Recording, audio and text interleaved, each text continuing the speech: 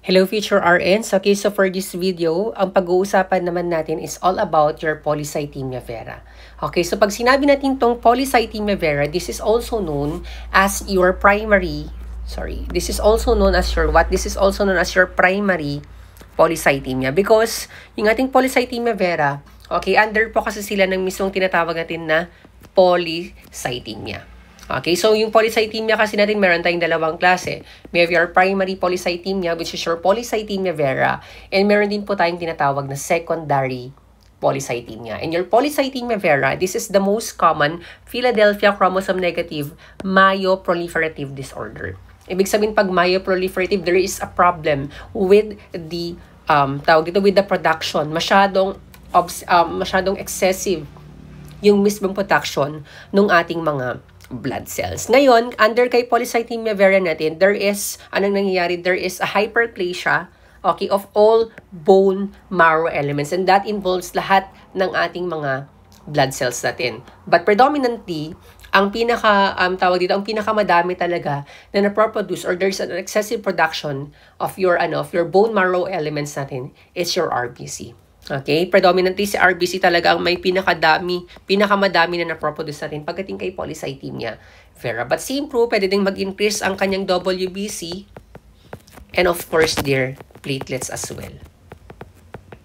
Okay, so yan, ganito po yung itsura nung mismong ng mismong under microscopic investigation, ganito po yung itsura, okay, ng ating polycythemia vera. Sobrang dami po talaga na naproproduce na RBC. Since there is a hyperplasia, okay, of your bone marrow elements. So ngayon, ang nangyayari dito is that, of course, mag-start tayo dun sa mismong stem cell natin. Kaya nga siya tinawag na myelo, okay, myeloblast, okay, under kay mother stem cell natin, okay, nag-differentiate yan, diba? And usually, ang problem dito is that dun sa mismong stem cell natin, they grow uncontrollably. Hindi natin makontrol yung pag-grow at pagdami or pag-differentiate ng ating stem cell. That will lead to what? Hypercellular bone marrow. Nagiging hypercellular, ibig sabihin, masyadong nagiging active, okay, sa pag-produce yung mismong bone marrow natin. That's why, sabi natin kanina, pwedeng mag-increase yung mga blood cells natin, okay, like your RBC, okay, predominantly, your WBC, and same true with your platelets natin. And if that happens, okay, that will lead to possible enlargement or engorgement of your spleen, or yung tinatawag natin na splenomegaly. Because sabi natin kanina, yung spleen natin, it is responsible, for your, i-engulf niya, or kakainin niya yung mismong mga RBC natin na nasira. Okay, so aside from that one, okay, in the case of your polycythemia vera, pag nagkaroon tayo ng hypercellular BM or bone marrow, and napag-produce yung bone marrow natin na madaming blood cells, okay, your spleen will resume its function for hematopoiesis. Okay, until such na mapapagod siya, that's the time na pwede siyang lumaki. That's when nagkakaroon siyang splenomegaly. And if that happens, dahil sobrang dami na naproproduce natin na RBC, what will happen? Of course, that will lead to hyperviscosity, or yung mismong blood natin, it will become thick and viscous. Okay, nagiging malapot yung mismong dugo natin because of your increase in your RBC mass natin. As you can see with our illustration kanina. And pag yan ang nangyari over time, okay, yung mismong bone marrow natin nagiging fibrotic siya, okay, or nagkakaroon siya ng tinatawag na scarring, or yung mismong scar tissue natin, it will going to replace already your bone marrow natin. Okay, so ngayon, dito sa ating polycythemia, very, very simple lang yung assessment natin. Okay, pagdating sa ating assessment, okay, of course, since there is already a hyperviscosity, or masyadong naging malapot yung mismong dugo natin, due to the increase in your RBC mass, pwedeng mag-manifest yan into the different clinical manifestation or symptoms. Number 1, pwede siya magkaroon ng neurologic symptoms. Okay, pwede siya magkaroon ng neurologic symptoms. What else? Abdominal symptoms, cardiovascular symptoms, and there are also mga tinatawag natin na constitutional symptoms. Pagdating kay ating neurological symptoms, ano yung pwedeng mag-manifest kay patient? Okay, due to the viscosity or hyperviscosity ng blood natin, okay, na impair yung mismong circulation natin papunta sa ating central nervous system. Pwede siya magkaroon ng headache. Very common, pwede siya magkaroon ng headache. What else? Pwedeng mahilo ang pasyente natin, pwede siya magkaroon ng dizziness. Okay, pwede siya magkaroon ng vision changes. And then lastly, we have yung tinatawag natin na TIA or your transient ischemic attack. Ibig sabihin pag TIA kasi, ang susunod dyan, stroke already. Okay, ibig sabihin there is an impending stroke. Okay, what else? How about kapag sa abdomen naman na nagkaroon ng problem? Of course, pwede siya magkaroon ng early satiety, mabilis lang siyang mabusog. Okay? Yung satiety kasi natin parang dyan yung mismong go signal natin na stop, huwag ka nang kumain. Okay? What else? Pwede siya magkaroon ng abdominal or possible epigastric discomfort. Okay? Pwede siya magkaroon ng abdominal or possible epigastric discomfort. And then next naman here, we have your cardiovascular symptoms. Okay? Number 1 here, since sobrang dami ng RBC natin, and remember yung RBC natin that also gives, okay, color dun sa ating katawan, pwede siya magkaroon ng ruddy, okay, or ruddy complexion, nagre-red, okay, di ba, nagkakaroon siya ng excessive na, anong tawag, rosy cheeks, for example, sobrang red niya, because of the increase, or abnormally increased amount of your RBC that are being produced in your body. Okay, what else? Aside from that, since nagka-cause tayo ng nagkakaroon tayo ng hyperviscosity ng blood, okay, that could eventually occlude or that could eventually lead to the decrease in your blood flow dun sa ating mismong heart. That's why si patient pwede siya magkaroon ng chest pain or angina. Okay, what else? Pwede siya magkaroon ng claudication. Remember yung tinatawag natin na claudication. That is a very painful sensation, okay? Sa ating mga peripheral blood vessels, circulation natin or in your blood vessels, in your peripheral circulation. Ano pa? Pwede siya magkaroon ng dyspnea, okay? Difficulty in breathing. Pwedeng tumaas ang kanyang blood pressure or your hypertension. And then lastly, pwede siyang magkaroon ng thrombophlebitis. Okay? And then, of course, aside from that one, pagdating sa mga constitutional symptoms natin, very common here is your fatigue. Kasi yung fatigue natin or yung panghihina, this is actually very commonly associated sa mga patient na merong polycythemia vera. Okay, what else? Pwede siya magkaroon ng night sweats. And then, aside from that one, since there is a pooling or masyadong madaming RBC na naproproduce sa ating katawan, pwede siya magkaroon ng pruritus. Or excessive na pamangati. Ano pa? Pwede siya magkaroon ng erythromelalgia. Ibig sabihin, sa mga joints niya, sa mga fingers, sa mga mismong toes niya, pwede siya magkaroon ng pain. And aside from that one, that can also lead to possible hyperuricemia or pwedeng tumaas yung mismong uric acid ng pasyente natin. Okay, pagdating sa ating complication, okay, if you're going to look into your symptoms or into your assessment ng mga tao na merong polycythemia vera, alam mo na agad kung ano mga possible na magiging complications ng pasyente natin. Dalawa lang naman yan. Okay? Ano yung dalawang yun, sir? Since sobrang dami ng RBC, pwedeng mag-cause ng what? Pwedeng mag-cause ng hyperviscosity ng blood, lalapot yung dugo. So, possible ba si patient magkaroon ng thrombosis? Yes. Pwede siya magkaroon ng thrombus formation. That will lead to possible what? Stroke and even your myocardial infarction. And aside from that one, since sobrang daming RBC, pag nasugatan yung pasyente natin, magkakaroon ba siya ng excessive bleeding? Yes. Okay? So, let's proceed now with our laboratory findings. Sana makikita natin kay patient natin na merong polycythemia vera. Pagdating sa kanyang CBC, elevated, ang sabi natin kanina, elevated ang kanyang RBC mass. Okay? What else? Although, hindi siya pwede magkaroon ng anemia at some point. Okay? Kasi nga minsan naman, normal naman ang kanyang autosaturation. Okay? Normal ang kanyang autosat. Okay? And aside from that one, since sabi natin kanina, hindi lang naman yung RBC ang pwedeng mag-increase. Same true with your WBC and your platelets. And aside from that one, since sobrang dami ng RBC, malamang, ano mangyayari sa kanyang hematocrit level? Pwedeng bumaba ang kanyang hematocrit level, even pwedeng tumaas, I should say, yung kanyang mismong hematocrit level up to 55 or more than 55%. And aside from that one, okay, anong pang makikita natin kay patient natin? Okay, makikita natin sa kanya, okay, that there is a JAK2, okay, gene mutation. Okay, we have your JAK2 gene mutation. Ano ba yung JAK2 na yan, sir? Ano ba yung gene na JAK2 na yan?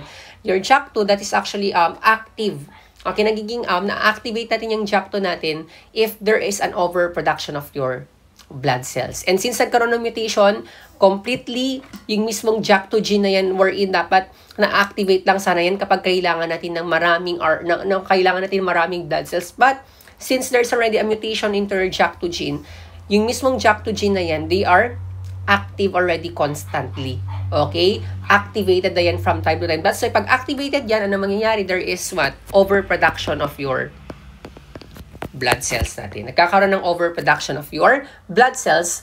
That's why magkakaroon ka ng polycythemia vera. And aside from that one, we have here your bone marrow aspiration. Your bone marrow aspiration, that is actually a diagnosis, okay, diagnostic confirmation. Okay, confirmatory test to rule out if there is actually a hypercellularity of your bone marrow. Okay, hypercellularity of your bone marrow na masyadong nagproduce overly ng ating mga blood cells. Okay, so now let's proceed with our management ng ating polycythemia vera. What are our interventions here? Of course, nakadepende, naka-cluster yan kung ano yung mismong problem natin. Ang problem natin, for example, we have your hyperviscosity. Okay, so ano magiging management natin dito? Okay, remember, bagating kay polycythemia vera, our objective talaga ng management natin is to what? Is to decrease the risk of your thrombosis. Okay? To decrease the risk of your thrombosis. But, since sabi natin kanina, kailangan nating palabnawin ang dugo natin. Ang tendency naman yun, pwede siya magkaroon ng bleeding pag sobrang labnaw na ng kanyang dugo as part of our objective ng ating treatment. So, ang ating objective here is to decrease the risk of your thrombosis without increasing the risk of bleeding. And aside from that one, we also have to decrease the risk for possible development ng ating polycythemia into your myelofibrosis na tinatawag natin. Myelofibrosis or even with your MML. Okay, so ngayon, ang ating intervention kasi dito or yung mismong management natin, nakadepende yan sa mismong risk ng ating pasyente. Kasi kinakategorize kasi natin yan eh. Yung mismong risk ng pasyente kapag siya ba ay high risk or low risk. Paano natin madedetermine yun, sir? Kapag si patient natin, okay, less than 60 years old, okay, without any history ng mismong thrombosis, we can consider them as low risk. Kapag ang patient naman natin, more than 60 years old, na mayroong polycythemia vera, with history, okay, of your thrombosis, they are considered as high risk po yung mga yan. Okay? So, kailangan natin i-categorize or kailangan natin i-consider yung mismong risk ng pasyente natin with your intervention. So, mag-start tayo ngayon with your hyperviscosity. Sobrang lapot ng ating dugo. Anong pwede natin gawin dito? We have your phlebotomy. Okay? We have your phlebotomy or the manual extraction of your blood. And remember, your phlebotomy, this is considered as what? This is considered as your mainstay of therapy natin. Okay, para mabawasan natin yung mismong sobrang daming RBC para hindi maging malapot yung mismong dugo natin, kailangan natin magkaroon ng manual extraction. That's why kailangan si patient mag-undergo ng phlebotomy. And of course, pagdating sa mismong interval natin, okay, I mean pagdating sa ating phlebotomy, nakadepende sa mismong intervals, okay, determined by your CBC result. Kung ano yung mismo magiging result, kung meron pa bang hypercellularity, okay, or meron pa bang sobrang daming RBC natin. And of course, ang reason kung bakit kailangan mag-undergo ng phlebotomy, sabi natin kanina, that is just to simply reduce your RBC mass or decrease your RBC mass, okay, to decrease your viscosity, and of course, to deplete your iron stores. Okay, bakit kailangan natin i-deplete yung iron stores ng pasyente natin, sir? Kasi nga sabi natin kanina, para hindi na masyadong magkaroon ng overproduction of your RBC. Ano bang isa sa mga requirement ng production ng ating RBC? It's your iron. So, kailangan natin i-deplete yung mismong iron store ng pasyente natin para ma-decrease natin yung mismong RBC production. Okay? So, ilan usually ang kailangan natin i-extract dito? At least, okay, initially 200 to 50 ml ng dugo at a time. Okay? Kailan ginagawa at ano yung interval natin? At least once or twice a week. Okay? So, yan po yung mismong management natin for your hyperviscosity. We have your phlebotomy. Okay, next naman tayo here with your hyperplasia or hyperplasia. Malamang ang problem dito since merong hypercellularity or tawag dito, nagkaroon ng hyperplastic bone marrow. So, kailangan natin i-suppress yung mismong function ng ating bone marrow by giving your what? By giving your myelosuppressive. Okay, by giving your myelosuppressive and your cytoreductive therapy. Okay, we can do or we can give your myelosuppressive and your cytoreductive therapy. Okay, but pagdating sa ating hyperplasia, pagdating sa pag-manage ng ating hyperplasia, we have to consider also yung mismong risk ng pasyente natin. Okay? Kapag low risk naman yung pasyente natin, okay, but symptomatic sila, meron silang symptoms ng ating polycythemia vera, or those who cannot tolerate yung mismong phlebotomy. Kasi imagine mo, palagi tayong nag-perform ng phlebotomy kay patient once to twice a week. Very toxic talaga yun sa pasyente natin. So, we have to consider that one. Okay? So, pagdating sa ating therapy, of course, this is considered as your first-line treatment natin. Okay? They are considered your first-line treatment pagdating sa mag-manage ng ating hyperplasia. So, ano yung mga gamot na bibigay natin kay pasyente? So, maiisip nyo na naman, dito na naman pupunta si ating tinatawag na hydroxyurea. Okay, nandito na naman sa hydroxyurea natin wherein, ano bang ginagawa ng ating hydroxyurea? It suppresses your mismong bone marrow function natin. Para sa ganun, makontrol natin, no? Makontrol natin yung mismong blood counts natin. If you're going to suppress your bone marrow function. Aside from that one, meron din tayong tinatawag na interferon. Okay, we have your interferon alpha. Okay, so interferon alpha naman natin, nurses. Okay, this is actually indicated kanino? Indicated po ito sa mga pasyente natin younger than 60 years old. Okay, sa mga mas bata, okay? So, younger than 60 years old, okay, we can give your interferon. Aside from that one, sa mga pregnant na client natin na merong polycythemia vera. And of course, sa mga pasyente natin na merong hydroxyurea intolerance or hindi nila kayang i-tolerate yung mismong effect ng ating hydroxyurea. So, ano naman ang ginagawa ng ating interferon alpha natin? It reduces yung mismong paglaki ng ating spleen, I should say. Okay? It reduces your splenomegaly. And of course, pag na-reduce natin yung splenomegaly natin, we can prevent your thrombosis, and of course, we can decrease your pruritus as well. Okay, so yan po yung ginagawa ng ating interferon alpha natin. And then lastly, as part of your myelosuppressive and your cytoreductive therapy, meron tayong tinatawag na ruxolitinib. Okay, meron tayong tinatawag na ruxolitinib, wherein this medication, ano naman ang ginagawa niya, ano naman ang kanyang mechanism of action. Since sabi natin kanina, okay, there is a mutation of your JAK2 gene. Ang ginagawa ng ating ruxolitinib is that we are going to inhibit your JAK2 gene. Okay, that's why it is considered as a JAK2 inhibitor. Para sa ganon, okay, ma-prevent sabi natin kanina yung JAK2 gene na yan, it is being activated, okay, kapag kailangan natin ng blood cells. Since activated siya from time to time with your with the case of your polycythemia vera, kailangan natin i-inhibit yan para hindi siya magkaroon ng overproduction of your blood cells. And usually ginagamit ang ating ruxolitinib sa mga pasyente na resistant already. Okay, resistant kanino or saan? Resistant sa dalawa. We have your hydroxyurea and your interferon alpha. And then next here naman, okay, to manage your hyperuricemia, sinasabi natin kanina, si patient na mayroong polycythemia vera, pwede siyang tumaas ang kanyang uric acid level. Very easy. Anong bibigay natin na gamot? Okay, you have your allopurinol. Allopurinol. And for pruritus naman, okay, si patient na nagkakaroon ng pruritus, okay, we can just give simply your antihistamine natin. Okay, we can give your antihistamine para mabawasan ng pangangati. Example ng ating antihistamine, we have your cimetindin. Okay?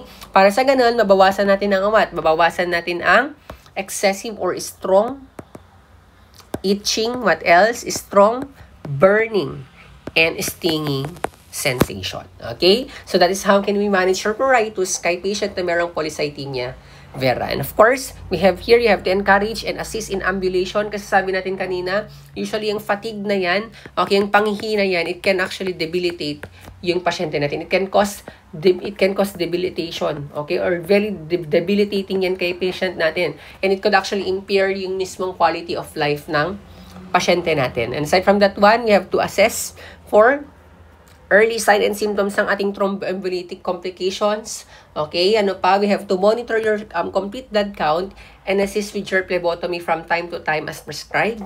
Okay? And aside from that one, we have to, okay, ano ba yung mismong ano natin dito? Ano ba yung mismong role natin as a nurse here?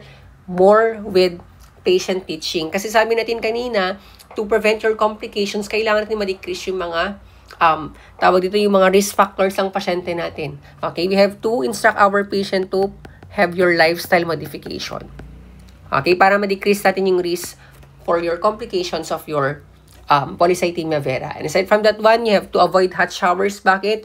Kapag si patient, okay, na-expose siya sa sudden changes in temperature, pwede siya magkaroon ng pruritus. So, dapat warm, dapat yung ginagamit natin, or dapat nakakapag-tepid sponge bath yung pasyente natin. But not using your sobrang hot or sobrang cold na temperature ng water. And then aside from that one, we have to assist in reporting, okay, at regular intervals for follow-up check-up. Okay, para makita natin kung meron ba bang increase in the RBC mass ng pasyente natin na merong polycythemia vera.